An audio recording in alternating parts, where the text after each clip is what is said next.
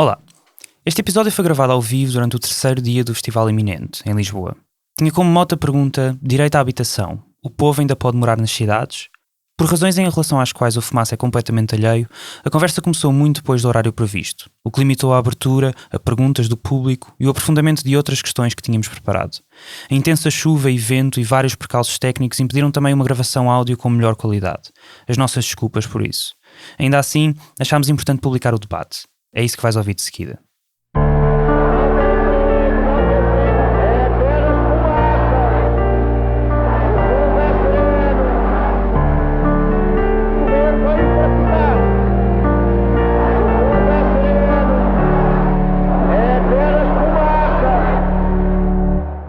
Seja toda a gente bem-vinda ao É Apenas Fumaça, um programa Fumaça onde se fala sobre a sociedade com quem quer falar sobre ela. Eu sou a Margarida David Cardoso. Voltamos hoje ao Panorâmico de Monsanto, em Lisboa, para a segunda conversa Fumaça, na quarta edição do Festival Iminente.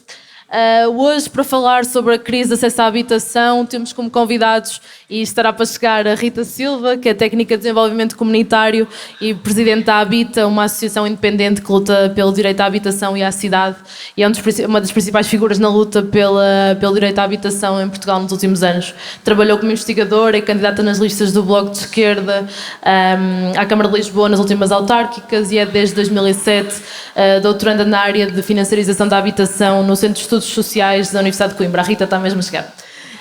Depois temos o Heitor Variaoro, que é arquiteto e investigador na Faculdade de Arquitetura da Universidade do Porto e é um dos coordenadores do Habitar Porto, um programa para apoiar inquilinos e proprietários privados a reabilitar o casario para rendas a preços controlados. É uma parceria entre a Câmara de Campanhã do Bonfim com o apoio da Câmara Municipal, das freguesias de Campanhã e do Bonfim.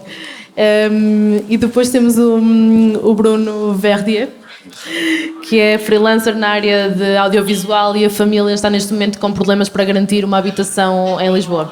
Bruno, começo por ti. Tu vives com a tua companheira e a tua filha nas portas de Benfica, numa casa pela qual pagas uma renda de 500 euros por mês. Como é que chegaste a esta casa e o que é que te está a acontecer neste momento? Pronto, nós mudámos-nos para lá em 2015, em outubro, fins de outubro, princípios de novembro, portanto já foi em novembro. Nós sabemos da casa através de uma colega de trabalho. Na altura as coisas estavam mal neste mercado dos audiovisuais e eu tinha feito uma interrupção, estava a trabalhar no turismo, que era um mercado em expansão. E apareceu-me esta casa. Na altura eu estava com problemas porque não tinha fiador para alugar uma casa em Lisboa, eu estava a morar em Sintra. Tinha conhecido a Noemi, estávamos praticamente a morar juntos, ela tinha uma casinha na Praça da Alegria, eu passava lá algum tempo, ela passava algum tempo comigo em Sintra e decidimos, está na hora da gente se mudar, estamos os dois a trabalhar em Lisboa, não faz sentido andarmos sempre de um lado para o outro. A oportunidade pareceu-me boa, na altura a senhoria disse-me que não precisava da casa, que eu podia lá ficar o tempo que eu quisesse e pareceu-me uma boa oportunidade para mim, porque pronto, não tinha um grande IRS, não tinha... E as coisas já estavam a começar a piorar bastante a nível dos preços de mercado das rendas, basicamente foi isso. E tu não tens contrato neste momento? Não temos contrato de arrendamento. Tu querias um contrato quando... Eu queria, mas ela disse que para eu ter contrato a renda era muito mais cara. Portanto, na altura, eu aceitei a situação do contrato, sem contrato, porque me pareceram pessoas sérias e ela me garantiu que nunca me ia pôr na situação que me põe agora. Portanto...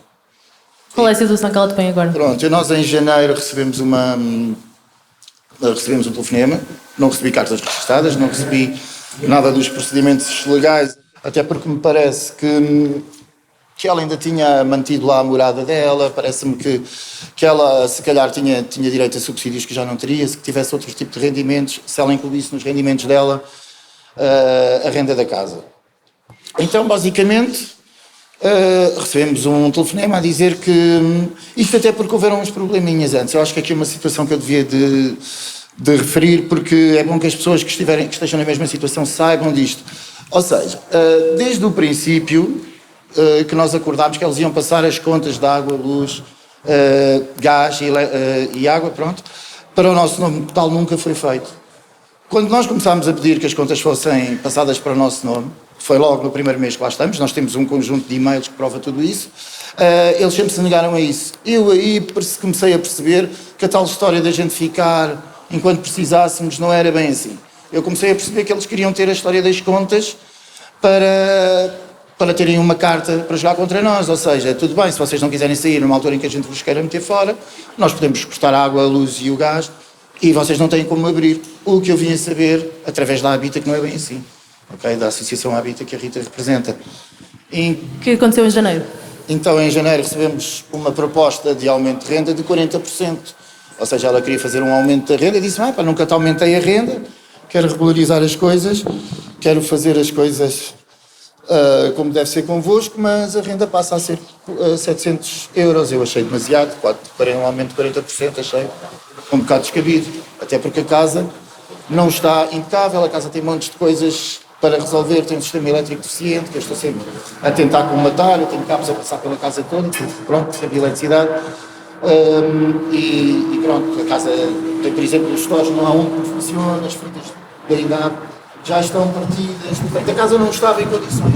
O que é que vocês fizeram perante esse pedido de aumento, ou exigência de aumento de 700 euros? Eles disseram que precisávamos de um tempo para pensar e precisávamos ver como estava o mercado e um tempo de nos à procura. E como qualquer pessoa que deve andar à procura de casas agora na área de Lisboa, pá, é complicadíssimo, é um filme. Tu tens um senhorio que te exige muitas vezes 5 rendas em adiantamento, não é? Que quer saber o teu historial fiscal todo, quer comprovativos dos teus IRS há 5 anos para trás e... não sei, é uma situação um bocado complicada. E as rendas eu não as consigo pagar. Portanto, o mercado levou uma volta que eu... Então, comecei à procura de ajuda, comecei a tentar saber mais dos meus direitos legais. Fui a várias associações, fui, por exemplo, à Associação de Inquilinos da Amadora, que me dava uma informação, a de Lisboa, que me dava outra, e eu só comecei a ficar descansado, a pensar que não era eu o culpado da minha situação, quando visitei a Habita. Eu sabia que a Habita existia porque eu recebia posts de Facebook deles e de outras associações. Eu fui até lá e começaram-me a prestar outro tipo de informação. Mas porquê que tu achavas que eras responsável pela situação onde estavas? É um bocado a situação que a gente sente, não é? Chegas aos 40 anos, não tens a tua situação de habitação resolvida, não consegues pagar as rendas normais, um pouco por causa da gentrificação, não totalmente por causa da gentrificação, mas é sempre assim que tu te sentes. Isto é um problema que eu já sabia que existia, que anda milhares de pessoas, milhares de famílias com o mesmo problema nesta zona e em Portugal inteiro, pelo que eu noto, pelo menos à volta das cidades. Só que nós nunca nos apercebemos da verdadeira dimensão do problema até ele nos tocar a nós. Eu acho que é um desses tipos de problemas. Porque a gente diz, tudo bem, está difícil, as rendas estão caras, mas pronto, há sempre a maneira, as pessoas conseguem ir procurar. Mas tu quando começas a perceber que não tens onde procurar e que estás nas mãos da vontade dos senhorios, porque não tens um contrato, porque não tens um apoio jurídico do Estado que te apoie, que te dê informações concretas, tu não tens ninguém que te faça isso. Então tu começas-te a sentir um bocado, bem, se calhar eu é que estou aqui a mal, porque olha, estou a ver pessoas a mudarem para aqui e estão bem com a vida. Tu começas-te a sentir que se calhar não és socialmente bom o suficiente para teres direito a morar na cidade. São pensamentos que te ocorrem, nós racionalizamos e vemos que não é nada assim, mas que realmente ocorrem, que mandam abaixo, mandam-me.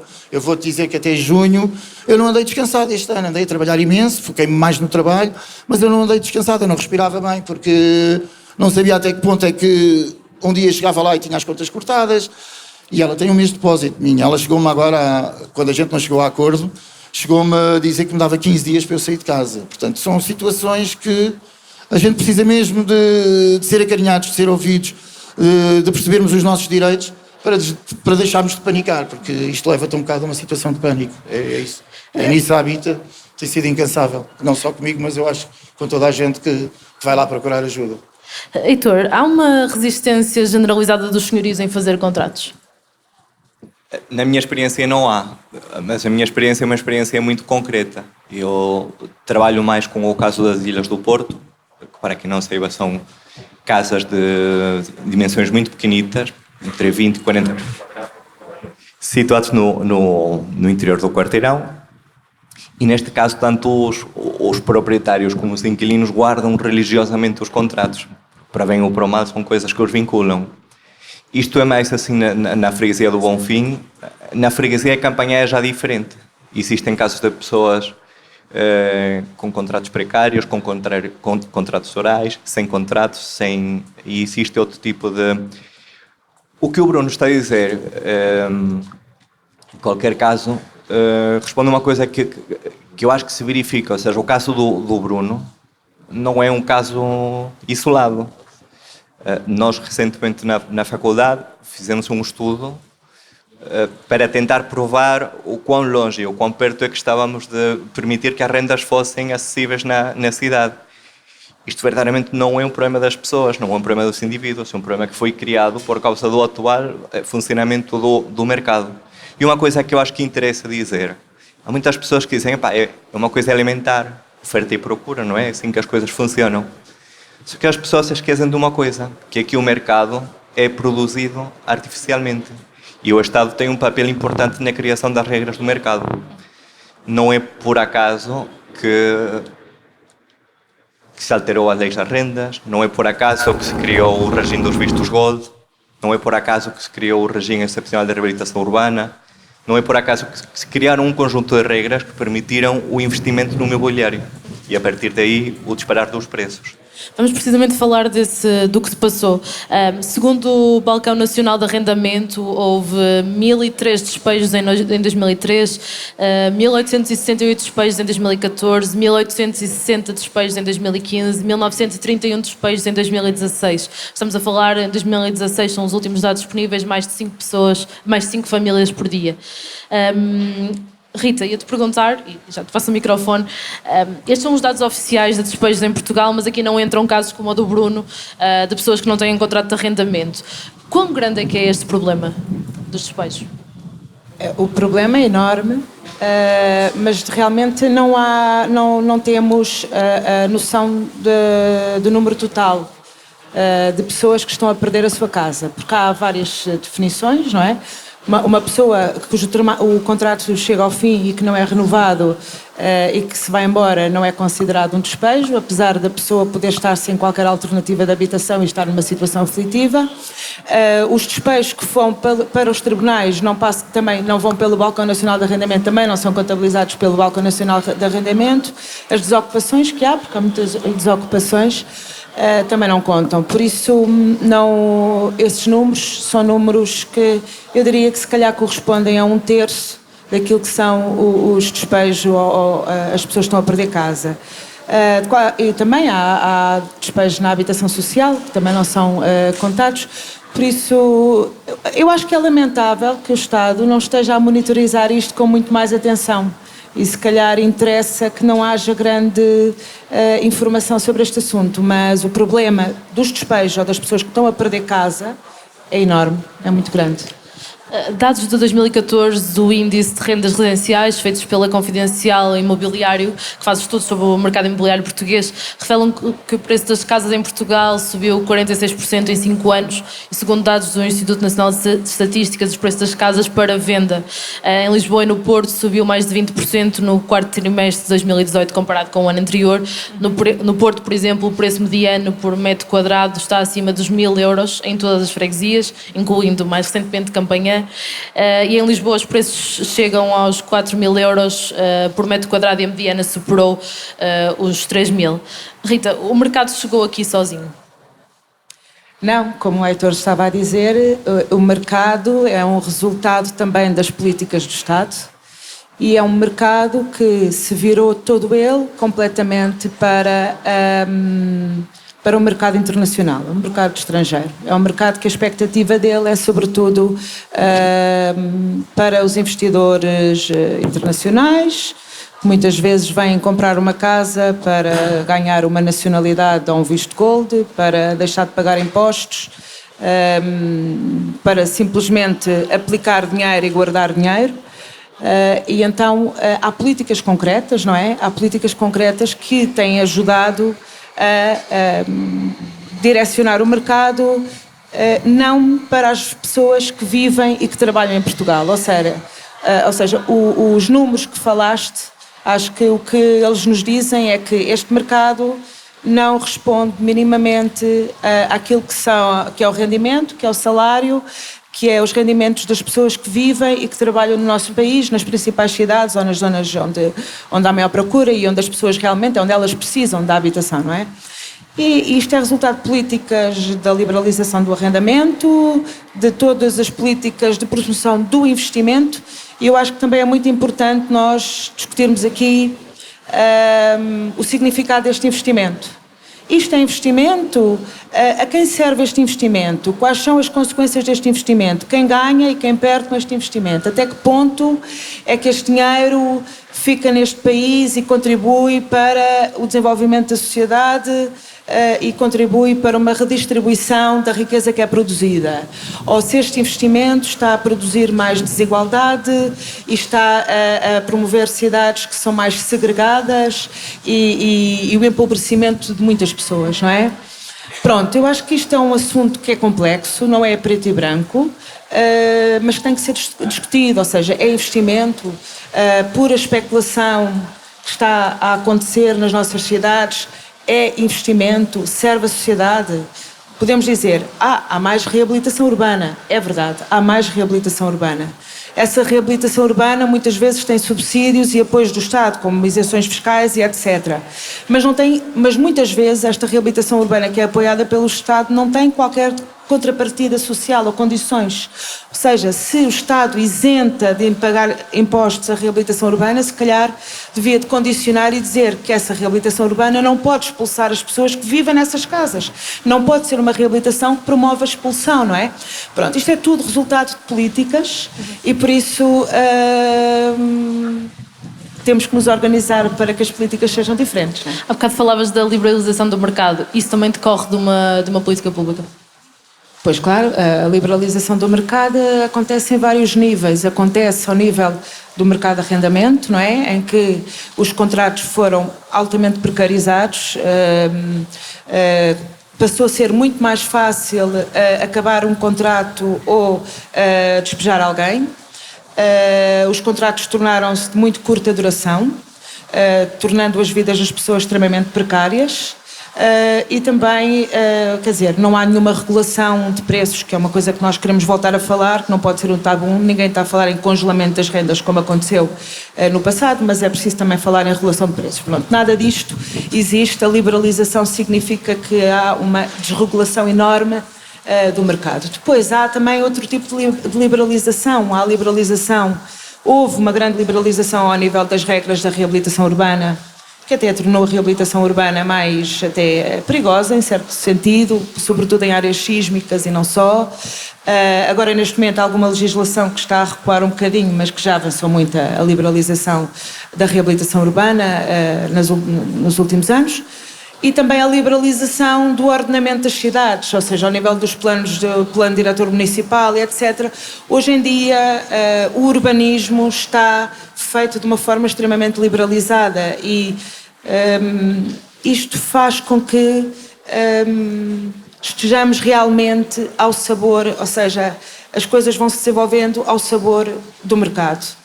Quer dizer, que de repente resolve transformar uma grande parte da habitação em alojamento local ou em apartamentos turísticos e que isto aqui foi sujeito a muito pouca regulação, nem sequer no PDM, nem nada. O PDM...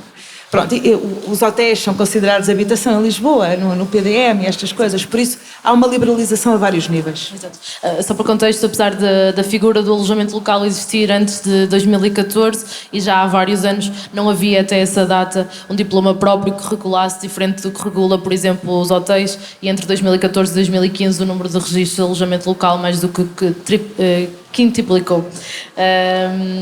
Heitor, em 2012 foram criados os chamados vistos Gold, que facilitam a emissão de autorizações de residência a investidores estrangeiros através de uma série de mecanismos. E o mais utilizado, 94%, é a compra de imóveis por um valor superior a 500 mil euros ou mais. E até março deste ano, de 2019, atribuíram-se no total 7.885 vistos Gold, com que o Estado capturou mais de 4,8 mil milhões de euros para a economia. Quando é que o Estado começou a olhar para as casas como um ativo financeiro? Acho que a Rita estará em melhores condições do que eu para responder sobre isto, mas acho que foi no contexto em que a economia portuguesa está fortemente estanhada por causa do déficit, os cortes, se a partir daí o que se identificou como uma alavanca para o crescimento do país e eventualmente teríamos de pensar quais são os mecanismos que nós utilizamos para medir Se o país está a crescer ou não está a crescer. Mas a crise da habitação é uma consequência disto? A crise da habitação é um ingrediente disto. Nós vimos de um contexto onde os centros históricos estavam degradados, onde existia um congelamento das rendas e onde inquilinos e proprietários tinham sido aos poucos levados a pensar que tinham de ser inimigos naturais. Ou ganha um ou ganha o outro. Então, neste caso, o que se criou foi uma solução onde uns poderiam potencialmente ficar a ganhar muito e os outros poderiam eventualmente chegar a perder tudo. Pronto, não é isso que se espera de uma política pública. De uma política pública o que se espera é uma situação onde se possa eventualmente tender a um bem comum que não pode ser medido só em termos de produto interno bruto. Bruno, tu e a tua companheira estão a tentar conciliar a vossa vida com aquilo que a senhoria vos pede, um aumento de 200 euros no valor da renda sem contrato. Tu és freelancer, tens uma filha menor, e a tua companheira é bolseira de doutoramento, tem um vínculo precário. Se tiveres que sair da casa onde estás, quais são as tuas opções? Tens que sair de Lisboa? Tenho que sair para 100 km. Eu tenho andado à procura e não... Eu até em Mafra, que fica para aí 60 km, onde as rendas eram bastante acessíveis, estive a ver T2 pequeninos, T2 com 60, 70 metros quadrados, 600, 700 euros, 800 euros. Na Ericeira, onde as rendas eram só de verão é que aumentavam e tudo isso, e havia sempre bastantes casas. Pá, está tudo ainda mais caro. À volta de Sintra, porque a minha filha passa metade do tempo comigo, metade do tempo está em Sintra. Podia ser eventualmente bom para mim, mas até nos Magoitos, naquelas terriolas todas à volta, está tudo já mais que ocupado e as pessoas não querem largar as casas ali porque sempre demora 1h30 a chegar a Lisboa, já não é um mal total. Pá, eu tenho amigos meus que trabalham na mesma área que eu, por exemplo, em Paris. Tenho muitos amigos que vivem no estrangeiro e que toda a gente me disse, pá, isto é uma coisa que aconteceu em todas as cidades europeias, mas eu acho que em Lisboa foi mais rápido e em maior escala do que na maior parte das outras cidades. E foi sem aviso, e as pessoas não estão preparadas. É muito simples eles estiverem a trabalhar a 100 km de Paris, apanhar um TGV e estarem 40 minutos na cidade para trabalhar. Agora, se eu trabalhar aqui a 100 km, ou eu gasto mais 300 ou 400 euros em combustível, se tiver um carro económico todos os meses, ou vou demorar 3, 4 horas em transporte. Não é viável. No meu trabalho não é possível, porque eu trabalho ao contrário dos horários das pessoas normais. Eu tenho mesmo que ter um veículo meu. Portanto, é complicado. Eu, neste momento, não tenho uma solução que me apareça à frente. Basicamente é isso. Encontrei o texto que vos vou ler no Facebook da Habita, escrito há 2 dias. Lembram-se da Patrícia, despejada com a família pela Câmara Municipal de Lisboa, sem que nem a Câmara nem a Misericórdia conseguissem assegurar uma habitação alternativa? A determinação dela em lutar por uma casa e o apoio da Stop Despejos e da Habita quebraram a impossibilidade e no fim deste longo dia de luta surgiu o alojamento em hostel, primeiro por depois por 3 dias. Finalmente, e depois de muita insistência, até que ela encontrasse uma habitação adequada e que possa pagar. A família vive agora em Almada, num T2, insuficiente para 4 membros. Paga 775 euros, reconhecendo-se que o salário de 2 empregos não chega para a renda. Uma solução que a Patrícia considera razoável, que a nosso ver devia ter aparecido naturalmente, mas foi alcançada com muita coragem desta mulher lutadora e muita teimosia nossa, dos coletivos. Parabéns. Ter 2 empregos que não chegam para pagar uma renda fora da cidade onde vivia antes, numa casa que não chega para a família toda. Rita, o que é que se passa na habitação em Portugal para que isto seja uma vitória? Não, falta aí um elemento que é a única coisa que se conseguiu mais, conseguiu-se um subsídio arranjado ad hoc por parte da Santa Casa da Misericórdia de Lisboa para subsidiar uma casa em Almada por 700 e tal euros, um T2, para compor um bocadinho a situação. E porque nós lutámos, e porque lutámos bastante para conseguir arranjar uma solução com essa família. Bem, foi uma vitória porque, sim, realmente, assim, hoje a fasquia está muito baixa. A fasquia está muito baixa. A Patrícia é uma história muito interessante e que é uma história que não é apenas a da Patrícia, mas é de mais de 100 famílias que estão connosco, que estão a ocupar casas que estavam vazias da Câmara Municipal de Lisboa. A Câmara Municipal de Lisboa tem habitação pública e que durante muitos anos esteve muito mal gerida e que esteve ao abandono. Há muitas casas municipais que ainda hoje estão abandonadas e bastante destruídas. As pessoas, estando em situação muito crítica, que não conseguem encontrar qualquer alternativa de habitação, sobretudo mulheres com crianças, o que é que fazem? Ocupam. Elas estão a trabalhar, mas elas não conseguem, eles pedem habitação social à Câmara, não têm nunca pontuação suficiente para conseguir ter uma habitação social. Não conseguem entrar no mercado, ocupam. Isso está a acontecer e há muitas famílias a ocupar. E depois estão a arriscar todos os dias a polícia aparecer logo de manhã e expulsá-las. O que nós fizemos foi começámos a falar com essas pessoas e começámos a organizar coletivamente. E aquilo que temos estado a dizer é que a Câmara não pode desocupar ninguém que esteja a ocupar uma habitação sem que haja uma análise da situação daquela família e de quais são as alternativas que tem. E não havendo alternativas de habitação, não pode ser despejada, porque estamos a falar aqui de um valor superior que é a segurança daquela família. Infelizmente... Sim. Abre o precedente da ocupação, mas é assim... Não é uma ou duas ou três famílias que estão a ocupar.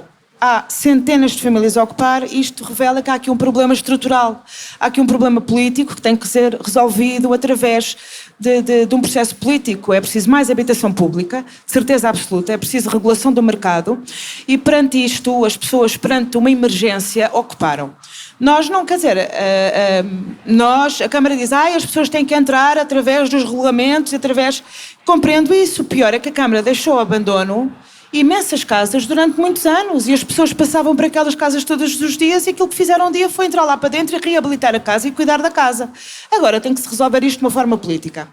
E pronto, a Patrícia foi despejada nesse dia, sem qualquer assistente social presente, sem qualquer análise da situação em que estava. A Patrícia tem uma mãe que está doente, toma conta da mãe que é doente e de um filho menor. E nós, nesse dia, ocupámos a Câmara Municipal e dissemos não vamos sair daqui enquanto não houver uma solução para a Patrícia. A partir daí conseguimos negociar primeiro um hostel. Durante um dia, depois... Um hostel. E depois uma casa em Almada com subsídio encontrado ad hoc pela Santa Casa. Pronto, quer dizer... Heitor, andas desde 2016 no terreno com projetos para procurar casar os interesses dos proprietários com os interesses dos inquilinos para reabilitar, como falavas, as Ilhas do Porto, são antigos bairros operários de habitação precária e tentas criar rendas a preços acessíveis. Como é que se concilia a capacidade de investimento e o interesse dos privados com o objetivo de ter rendas controladas? Exatamente a partir das políticas públicas. O que o Habitar fez desde o início foi confiar nos programas públicos apresentados pelo Estado. Se eles funcionavam, o objetivo era convencer o proprietário de que isto era um bom negócio para ele. Sendo um bom negócio para ele, certamente seria um bom negócio para o inquilino. Ou seja, uma das condições dos programas públicos, que na altura, e aliás convém lembrar de onde é que nós vimos, em 2016 foi criado o Reabilitar para Arrendar, que o que exige é a reabilitação integral do edificado e só impõe como condição que as rendas sejam condicionadas.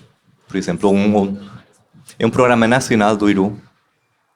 Por exemplo, um T1 ficaria por volta dos 200 euros. Um T1 com áreas regulamentares.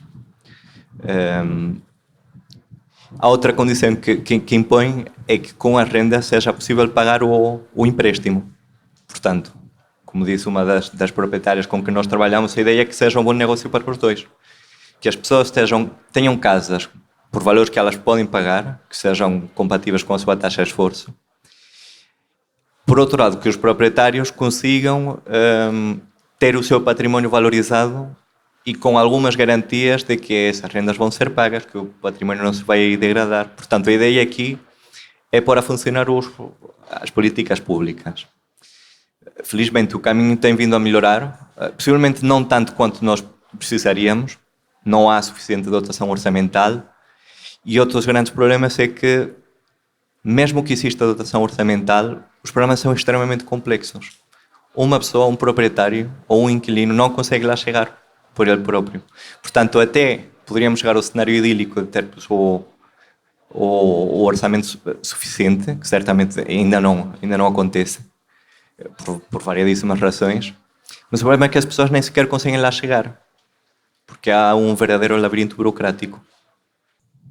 O problema não é os proprietários estarem a perder dinheiro, mas sim estarem a perdê-lo no momento em que ganhar dinheiro com uma ilha é muito fácil. Os proprietários que trabalham connosco, as proprietárias que trabalham connosco são heroicas também por isso. Já recusaram ofertas astronómicas pela sua propriedade porque querem dar-lhe um uso social que o mercado neste momento não está a dar. Em março escreveste isto no Público, num artigo de opinião. O Estado tem ou deve ter mecanismos para obrigar o mercado a dar um uso social à habitação? Como eu referi, o Estado contribui para o funcionamento do mercado.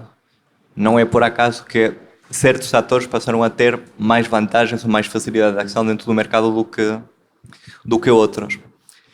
Eu não acredito muito no caráter punitivo do Estado.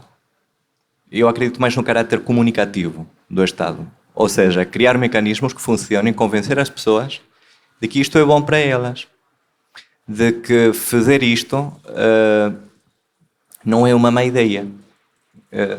Há algumas pessoas que pensam, que estamos agora num momento em que se eu arrendar, eu sou idiota, não é? Os arrendamentos estão tão caros que a única opção viável, a única opção razoável é comprar, e as pessoas são forçadas a fazer coisas que elas não querem. Queria te perguntar se a lógica por trás do seu trabalho nas ilhas, que é numa lógica bastante pequena no sentido de serem determinados agregados, pode ser aplicada a uma política pública para todo o país? Deve ser parte de uma política pública a ser aplicada por todo o país. Certamente não vamos lá só com as propriedades dos privados. Acho que faz todo sentido fazer com que os privados, até agora, tinham praticamente duas opções, que era ao deixar cair o património, deixá-lo ao abandono, ou então vendê-lo no mercado especulativo. Nós precisamos reduzir a quantidade de fracções de propriedades que vão para o mercado especulativo, mas para fazermos isto não podemos confiar em que as pessoas sejam santas, que as pessoas sejam mártires. As pessoas também têm os seus interesses. E é preciso falar também a linguagem dos proprietários. Os proprietários devem encontrar ferramentas que sejam fáceis de compreender, que sejam fáceis de implementar, que façam sentido, que lhes permitam ter um lucro razoável, mas que em simultâneo não excluam o inquilino mediano, normal da equação. Pessoas normais com os que estamos aqui. Vamos então falar de um dos programas que o Estado depois criou nesse sentido. Em maio de 2018, o atual governo lançou o pacote de medidas a que deu o nome de Nova Geração de Políticas de Habitação, coordenadas pela Secretária de Estado da Habitação, liderada por Ana Pinho. É precisamente para famílias como a do Bruno que se decidam, um dos programas faz parte deste pacote, que é o Programa de Arrendamento Acessível, que tem como objetivo criar uma bolsa de casas a preços acessíveis, dando benefícios fiscais aos senhorios que arrendem casas a preços 20% mais baixos do que os preços de mercado. Heitor, achas que faz sentido que a renda acessível seja determinada em função dos preços do mercado e não dos salários das pessoas? Não sei se faz sentido, mas acho que por um lado é realista. Ou seja, o que é que eu queria dizer? O que é que se pode fazer dentro do atual quadro regulamentar? Se o senhor estiver disponível para baixar em 20% o valor da renda, não vai pagar o 21% em sede de IRS. Portanto, uma coisa que se pode fazer. O que é que isto permite? Por si só, no Porto, em Lisboa e no Algarve não vai permitir nada. Ou melhor, vai permitir uma coisa. Por primeira vez medir a quantidade do problema, a magnitude do problema. Nós agora não debatemos se há um problema ou não há um problema. Estamos a debater a magnitude do problema. E isto é útil. Poder medir, poder dizer aqui há um problema e precisamos de ir mais longe e ter os dados científicos que permitam avançar para a definição de políticas públicas mais assertivas, isto já é um passo à frente. É um mecanismo académico, não é um mecanismo de política pública. Não, é um mecanismo que permite medir o quão longe é que nós estamos. Agora, se nós começamos a juntar as várias ferramentas que nós temos, a criação de habitação de qualidade com rendas condicionadas, não acessíveis, condicionadas, que têm um valor bastante mais baixo. Acrescentamos os benefícios fiscais de não pagar o IRS e, portanto, poder ter umas rendas mais baixas. Se começarmos a somar todas as ferramentas que nós temos, aí é mais fácil convencer o proprietário do que o que está a fazer faz sentido. Ou seja, a operação começa a ser viável. Eu não estou a dizer que se consiga convencer a todos os proprietários, por isso que eu disse, não é só com habitação privada que isto vai ao sítio, mas eventualmente conseguimos passar a mensagem de que não é uma ideia assim tão má investir no nicho de habitação a custos controlados. Mas para isto temos de conjugar as várias ferramentas, não é só com uma ferramenta que isto vai ao sítio. Da mesma maneira que há uns anos atrás nós tínhamos as áreas de reabilitação urbana, que o que faziam era ter o IVA reduzido para a empreitada, isenção no IMT, isenção no IMI durante entre 3 e 5 anos. E isso só servia para os proprietários que tinham capacidade de investimento, porque se eu tenho 0 euros de capacidade de investimento, em que é que adianta não pagar o IVA de uma obra que não posso financiar, não é? Da mesma maneira que isso não serve para os proprietários descapitalizados, o programa de arrendamento acessível também não serve por si só, nem para criar habitação, nem para convencer um número suficiente de proprietários. Agora bem, em junção com outros programas, como o Reabilitar para Arrendar, como o Primeiro Direito, aí é possível aos poucos ir reduzindo as despesas sem encargos que os proprietários têm com a habitação. E aí sim pedir que se façam rendas justas. Mas como eu disse, isto tem de funcionar para os dois lados. Rita, a resposta à crise da habitação é fazer com que seja mais benéfico fiscalmente ser senhorio? Bem, eu acho que a nova geração de políticas,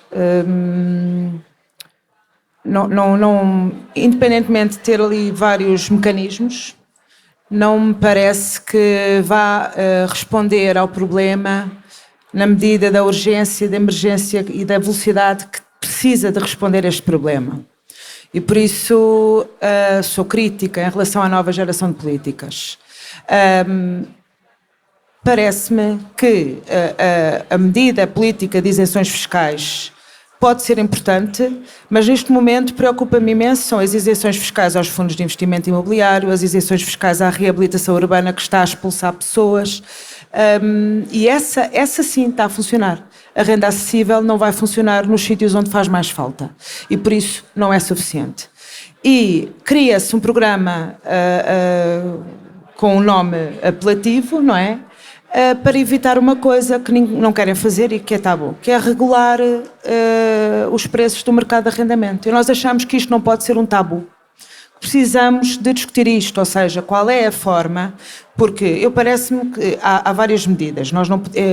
Neste momento o problema é de tal forma complexo que não basta mexer numa medida ou noutra, ou seja, precisamos de mais habitação pública, precisamos regular o arrendamento e precisamos de parar os incentivos à especulação pela especulação, que são vistos gold e coisas assim. Neste momento não precisamos já dos vistos gold, pelo menos nas cidades onde há uma crise de habitação e se calhar direcionar para outras coisas que não sejam a habitação, se bem que sou contrária mesmo ao espírito do Visconde. Mas a regulação de preços parece-me que é muito importante e que permita que o proprietário tenha um rendimento razoável, sendo apoiado aqueles que estão descapitalizados, eventualmente para as questões da reabilitação urbana que são muito importantes e para ajudar os pequenos proprietários, mas para irregular as rendas. Agora, também não podemos fazer isto só e depois de repente ninguém quer arrendar e vão vender todos e vendem para os vistos gold porque há um processo especulativo no mercado de compra e venda. Por isso tem que se atuar em várias frentes. Agora, os incentivos fiscais hoje servem para evitar a regulação. E neste momento nós precisamos de regulação e de mais habitação pública.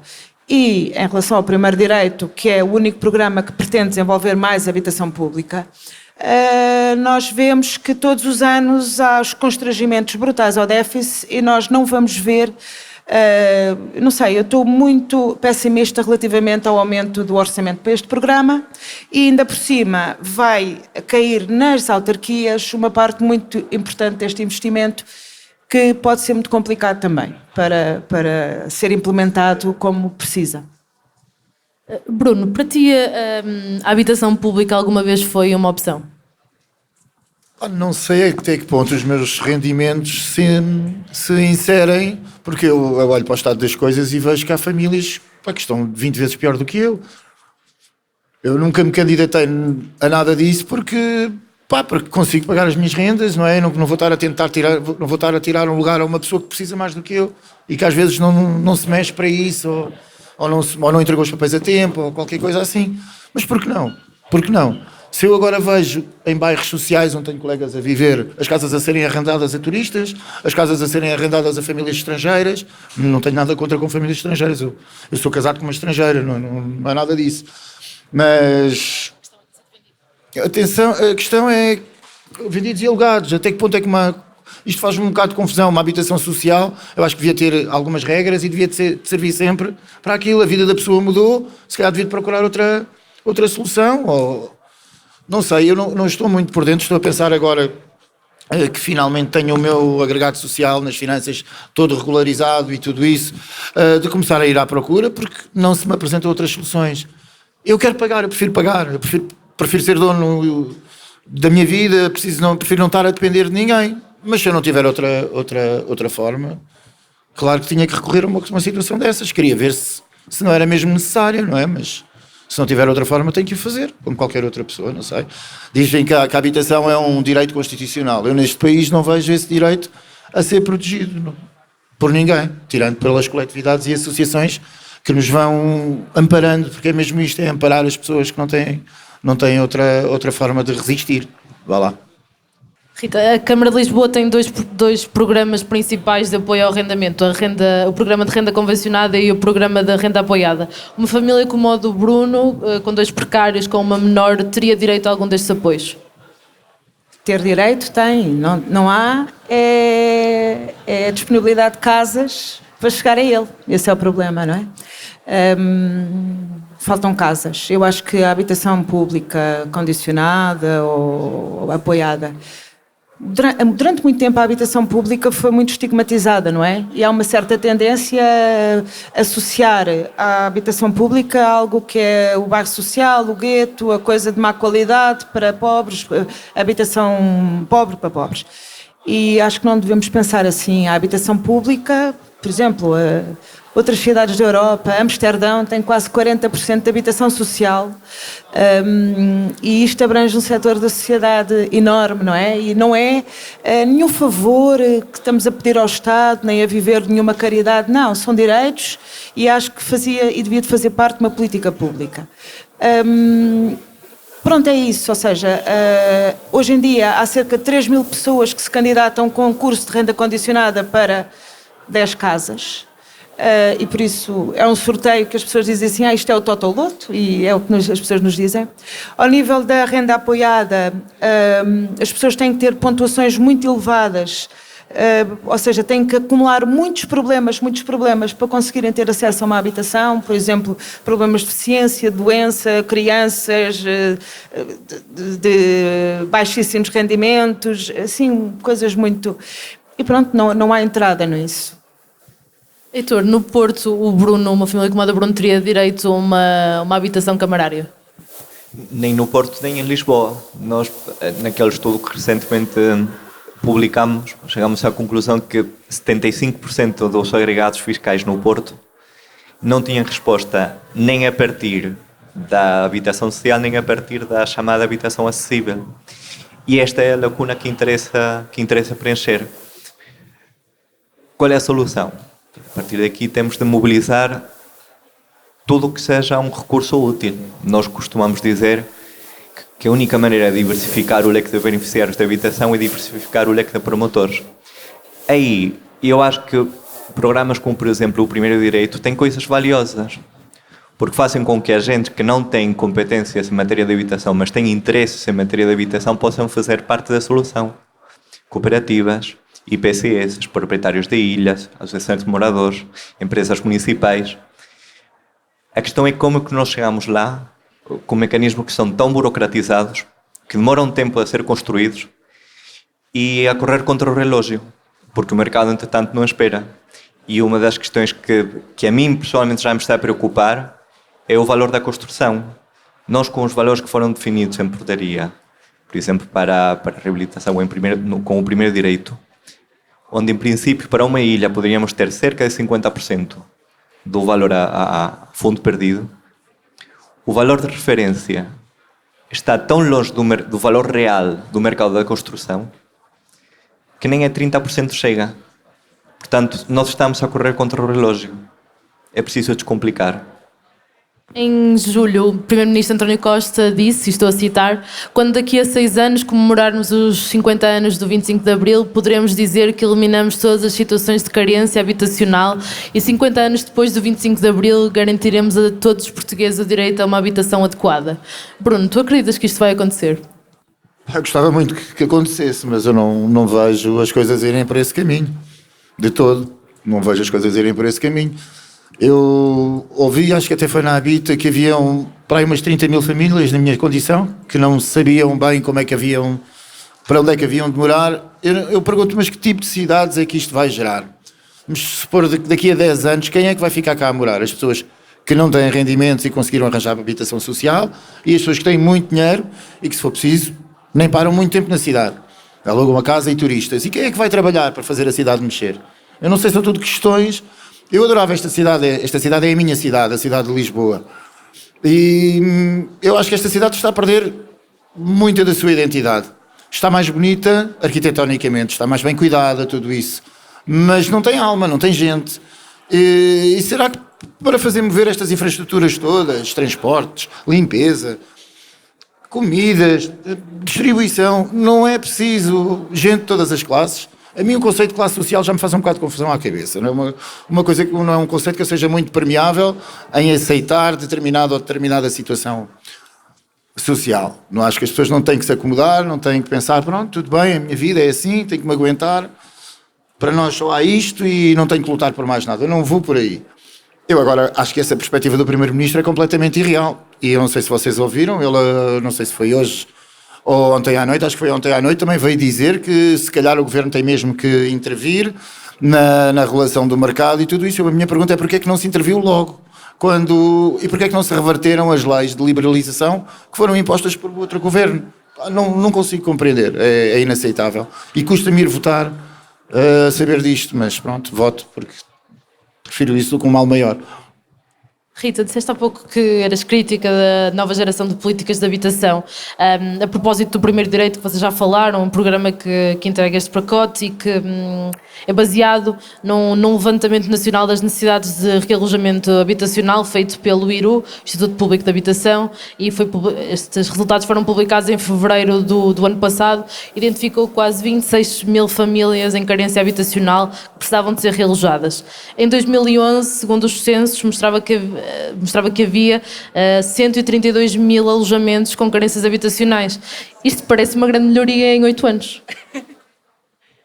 Não, eu acho que foi uma boa pesquisa prévia a este debate, que parabéns. Não, há contradições enormes na forma como são feitas as avaliações estatísticas do que é as carências habitacionais. São estudos diferentes, com critérios de avaliação diferentes, que chegam a números totalmente diferentes. Não houve nenhuma melhoria nos últimos anos. Não houve nenhuma melhoria nos últimos anos porque nós não temos praticamente orçamento público para a habitação desde o início da crise, 2009, deixou de haver, e por isso não houve grande melhoria da qualidade da habitação. O número 26 mil aparece agora e esse número é a habitação muito degradada e que foi baseado no inquérito que as autarquias tinham que responder e apenas cerca de metade das autarquias respondeu. Outras não responderam. Sabemos que há autarquias que preferem não identificar determinado tipo de bairros ou de ajuntamentos, assentamentos, onde há habitações autoconstruídas ou as chamadas barracas, não é? Onde vivem pessoas de minorias como população cigana ou negra, que as autarquias não têm muito interesse em realojar e que muitas vezes nem sequer identificaram alguns desses núcleos. Sabemos, por exemplo, que há histórias destas no Alentejo, etc. Ou seja, esse estudo avaliou, na minha opinião, aquilo que é a carência habitacional por números muito por baixo. E define metas depois para o primeiro direito. Eu não estou contra o primeiro direito, eu estou a favor e o primeiro direito até faz parte de uma luta que fizemos e que teve a ver com as demolições e com o fim do PER e com a necessidade fundamental que era de um programa. Ora, o primeiro direito tem problemas de suborçamento habitação. Tem estas incongruências que o Heitor falou. Nós achamos que é um programa interessante, mas tinha que haver mais organizações como a do Heitor para ajudar também muitos bairros a promoverem. É preciso que as câmaras também dialoguem mais com as pessoas em situação de exclusão social, porque é difícil o diálogo com as próprias câmaras de pessoas que se querem auto-organizar para promover o seu problema de habitação, e que é um princípio do primeiro direito que nós estamos de acordo, mas depois temos aqui alguns problemas com as autarquias, e falta orçamento, e carrega-se muitas autarquias também com uma parte considerável dos gastos. Pronto, por isso os números não batem certo, e eu acho que não há um levantamento real daquilo que são as necessidades em termos de habitação no nosso país. Achas que corremos o risco de daqui a uns anos este programa ser como o programa especial de realojamento que falavas, o PER, que iniciado em 93, ainda hoje, mais de 25 anos depois, tem famílias por realojar? Pois, corre esse risco, sem dúvida. Sim, ainda hoje tem famílias por realojar, e o PER até serviu para desalojar muita gente, o que tornou-se perverso, não é? Sim, corre esse risco. Nós vivemos numa época que é, simultaneamente, em que a habitação está a ser transformada num ativo financeiro, e que as políticas apoiam esta visão de a habitação servir propósitos de investimento e de financiarização do capitalismo, e decaindo naquilo que é a sua função social de promover uma habitação onde as pessoas podem alojar. E, simultaneamente, também o aperto financeiro dos orçamentos públicos, não é? Através da austeridade permanente em que continuamos a viver, em que temos um Ministro das Finanças que está sempre a ser o campeão do déficit mais baixo de sempre. Quer dizer, estas duas coisas, eu acho que são os dois grandes movimentos que estão a estrangular e que estão a promover uma crise da habitação nas cidades. E pronto, isto afeta as políticas que evitam regular, porque a habitação serve para os investidores, entre aspas, serve para cumprir este propósito, não é? De uma economia que cresce muito pouco, e então o capital financeiro, que é imenso, vê que consegue rentabilizar mais o seu próprio capital e acumular através de investimento no imobiliário do que em noutro tipo de indústria e de produtividade, outras coisas. E, por outro lado, é isto, é o orçamento público ali completamente apertadíssimo, e isso vai ser desastroso. Por último, queria-vos perguntar qual era para vocês a solução ou as soluções para a atual crise da habitação. Começava por ti, Bruno. Citando uma das propostas do Partido Comunista Português, lê-se no seu programa eleitoral que o PCP se propõe a aprovar um novo regime de arrendamento urbano que elimina a agilização dos despejos, designadamente com a revogação do chamado balcão de despejos, e fixa um período mínimo de 10 anos para novos contratos de arrendamento, exceto se requerido pelo arrendatário. Um contrato de arrendamento de pelo menos 10 anos era bom para ti? Sim, de 5 anos já era ótimo para mim. A minha senhoria fez-me uma proposta, nós até estávamos para aceitar, porque lá está, olhando agora para o caso que a Rita estava a falar, do T2 por 775, eu posso ficar na mesma casa só por mais de 200 euros por 700. E eu tive, não consigo arranjar melhor do que isto, para que é que eu vou entrar numa guerra, se quando eu perder vou para onde e vou pagar o triplo ou o dobro. Só que, lá está, eu começo a ler nas entrelinhas e vejo que o contrato tinha uma duração de 1 ano.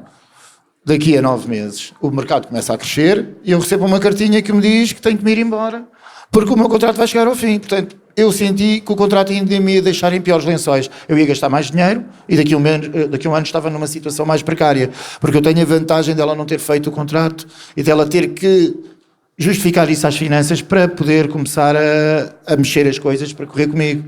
A ação de despejo. Portanto, eu acho que um contrato de 5 anos para mim já era ótimo, um contrato de 10 anos deve servir. Ainda melhor, eu acho que os contratos de 1 ano deviam de ser proibidos. Porque tu não fazes um contrato, mas tu fazes um contrato de 1 ano a um professor que anda sempre a saltar de escola. Já é uma precariedade a situação profissional, ainda mais a situação de habitação também. Agora, um contrato de 1 ano para uma família é o quê? É daqui a 9 meses estás igual ou pior do que estavas? Eu não sei, acho que a maior parte das pessoas... Eu gostava de saber o que é que as pessoas deviam de saber, porque eu acho que até se calhar este número dos 26 mil é baixo. Eu vejo por aquilo que eu falo com os meus colegas de trabalho e tudo isso, há muita gente nesta situação que se calhar como eu nem eu, se calhar, faço parte das estatísticas, apesar de me mandar a mexer muito sobre isto. Eu acho que as pessoas, primeiro tem que haver uma avaliação séria do que realmente está a acontecer, sem nada escondido, saber realmente quantas pessoas é que estão a passar mal por causa do excesso de rendas que pagam, ou que nem sequer têm uma solução à vista e que têm que recorrer a 3 trabalhos só para pagar a renda. Depois a gente entra em casa deles, não tem nada, tem um frigorífico vazio e não vivem. Eu não quero viver assim. Eu, para viver assim, vou viver para uma caravana. Não vou viver a lutar por uma renda, por uma coisa que nunca vai ser minha, basicamente. Portanto, eu acho que tudo menos 1 ano, 2 anos, eu acho que ninguém com uma família, toda a gente que tem miúdos que têm que ir para a escola, entende isto, sabe que não pode andar de 9 em 9 meses sem saber onde é que vai morar a seguir. Principalmente quando o mercado está completamente lotado. Eu já me tinha livrado destes senhorios, se fosse aqui há 5 ou 6 anos atrás, ou há 10 anos atrás, muito rapidamente. As coisas não estão a correr bem, tens esse nível de arrogância, eu vou para o outro lado. Só que eu não encontro um sítio para onde ir. E tenho procurado imenso. Já ando há 8 meses à procura. E até que ponto é que eu mereço isto a pagar a quantidade de impostos que eu pago neste país? Não é? Eu, como freelance, pago impostos um bocadinho acima da média. Pago uma segurança social caríssima. Tenho as minhas coisas, eu cumpro com as minhas coisas, não tenho dívidas. Como é que o Estado me deixa agora andar assim? Quer dizer, agora que eu, por estar assim mais perto da cidade, estou com elevado número de clientes, estou com o trabalho a correr mesmo muito bem, eu agora, se for daqui para 100 km, vai começar tudo a piorar. E a minha vida não vai ser mais fácil, porque eu vou ter que gastar tanto em combustível, vou ter que, se calhar, abdicar da guarda paternal que tenho para conseguir, para não fazer a minha filha passar pelo mesmo. O que é isto? Isto é investir numa sociedade que vai para a frente, que é justa? Não, isto no fundo parece-me uma classe social que já se começa a sentir uma classe social nova, porque são os proprietários já quase que são beneficiados em relação ao resto das pessoas todas. Eu não sei para onde é que isto vai, assim, não sei. Eu sinto-me muito desiludido com este país, até pensei em emigrar, mas para onde? Agora na Europa também está tudo um bocado quase tão mal como Portugal, não sei, estou-me a ver sem soluções. Basicamente é isto. E vou resistindo enquanto puder. É assim. Rita, ia-te pedir um comentário a esta questão do PSD, se isto seria atrativo para os senhorios. E vou-te ler também uma parte do programa eleitoral do CDS-PP, em que diz, e estou a citar, o Estado pode fazer mais pelo aumento da oferta. A capacidade de intervenção e negociação do Estado deverá ser utilizada para que sejam disponibilizadas áreas de intervenção para a construção ou reabilitação a preços atrativos às instituições particulares de solidariedade social, as IPSS, cooperativas de habitação e empresas de construção privada. Tu dizes que tem que haver mais habitação pública ou mais habitação fora do mercado privado. É nisto que estás a pensar? Pronto, quer dizer, eu percebo a intenção do CDS quando coloca isso aí, porque o CDS o que quer dizer é que o mercado privado não pode resolver o problema social que está a criar de habitação e por isso empurra para o Estado. É claro que depois o CDS também é aquele que promove cortes ao nível dos gastos públicos do Estado. Por isso, hipocrisia pura, na minha opinião. Agora, eu acho que nós precisamos realmente de aumentar a oferta pública ou outros regimes coletivos de propriedade e diversificar as formas de habitação que estejam realmente fora do mercado e que pode ser promovido não só pelas IPSS ou pelas misericórdias ou por grupos organizados de pessoas ou por associações ou o que for. Para isso é preciso orçamento também público para apoiar esses processos. Mas pronto, quer dizer, mas o mercado privado em Portugal é tão grande que realmente ele tem a função de também responder ao problema. Não podemos dizer que ele não tem que ver nada com o problema. E o mercado privado tem que ser regulado de forma a ser razoável para as partes. Não é? Os proprietários também que ganhem o seu dinheiro, mas que seja uma coisa razoável. E tem que haver regulação da especulação imobiliária, que está neste momento ao rubro, e que em vez de ser regulada é promovida pelas políticas do Estado. E pronto, eu acho que é esta diversidade de políticas que vai respondendo aos problemas. Mas isso vai ser uma coisa muito difícil de acontecer no momento atual em que estamos. E por isso não vale, eu acho que nós vamos ter, independentemente dos programas políticos e das campanhas eleitorais, e até daquilo que o António Costa disse, que em 2024 temos o problema da habitação resolvido, isso é pura campanha eleitoral, é aquele tipo de promessa que toda a gente sabe que não se vai cumprir e que serve para uma campanha eleitoral. eu acho que nós estamos a disputar o espaço para viver, estamos a disputar as nossas condições para conseguirmos continuar a viver nas cidades, que é onde nós trabalhamos também, e acho que é preciso que nos organizemos. Temos que nos organizar verdadeiramente, coletivamente, vários grupos de várias formas, nos organizarmos para exigir isso, porque isso não vai acontecer facilmente. Diz que não vai acontecer facilmente. Não vai acontecer porque, por um lado, eu parece-me que estamos numa fase em que é tal coisa, temos um garrote nos orçamentos públicos devido a uma austeridade permanente que é imposta. Por outro lado, temos um crescimento da própria economia que é muito baixo. Por outro lado, temos o sistema financeiro. A construção, a área da promoção imobiliária e da construção sempre foi um setor muito importante e poderoso dentro do nosso país, aliado ao setor financeiro, que hoje vê no imobiliário a sua, quer dizer, é a salvação também, parece que está-nos a tirar da crise de alguma forma, entre o capital e não sei o quê, mas vai promovendo assimetrias cada vez maiores na sociedade, mas está a responder a interesses, não é? Porque se nós estamos a ter uma enorme transição da propriedade, dos pequenos proprietários que estão a vender e que neste momento começam a entrar grandes fundos de investimento imobiliário, esses fundos que estão a entrar fazem parte destas dinâmicas globais de financiarização que vêem no imobiliário, que estão a apostar nas cidades para aplicar dinheiro, porque interessa-lhes mais e ganham mais dinheiro a aplicar dinheiro nas cidades do que e ali na pura especulação, do que numa fábrica ou numa indústria ou noutra coisa qualquer.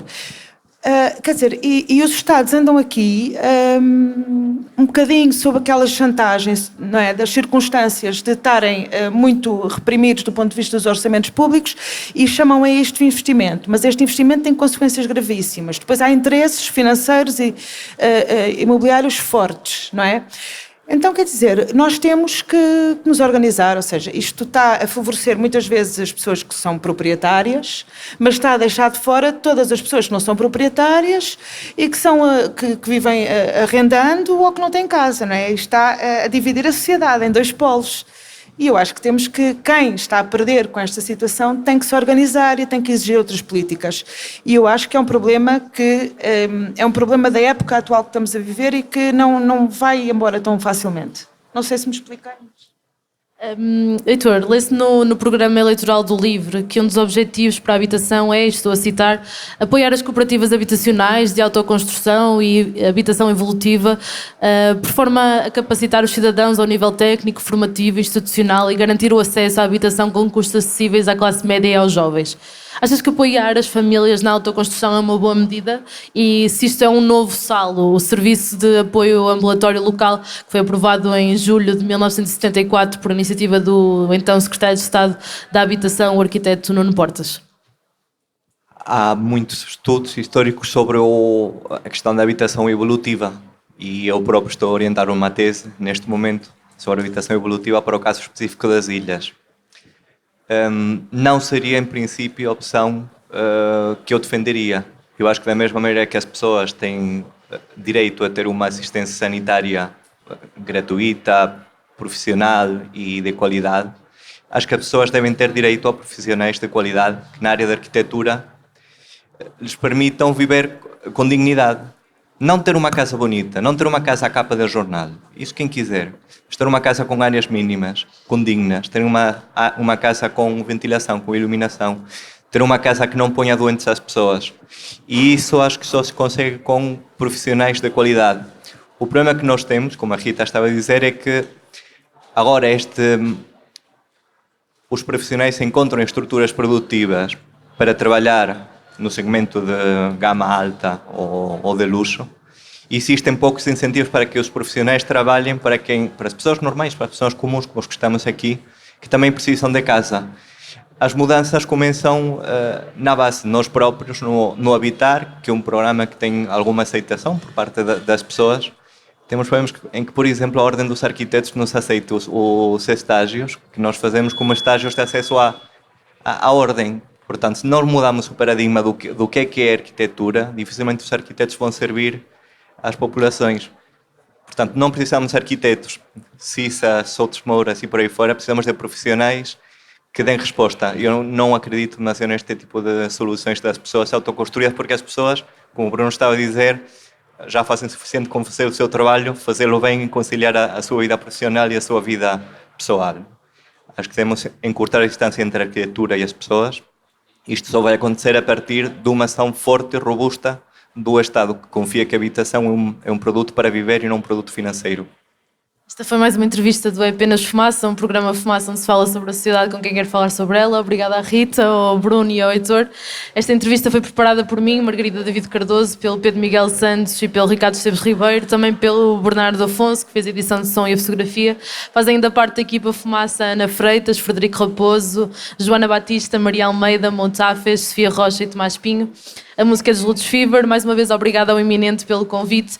Podes ouvir mais episódios em fumaca.pt, no YouTube, Spotify ou na tua aplicação de podcasts.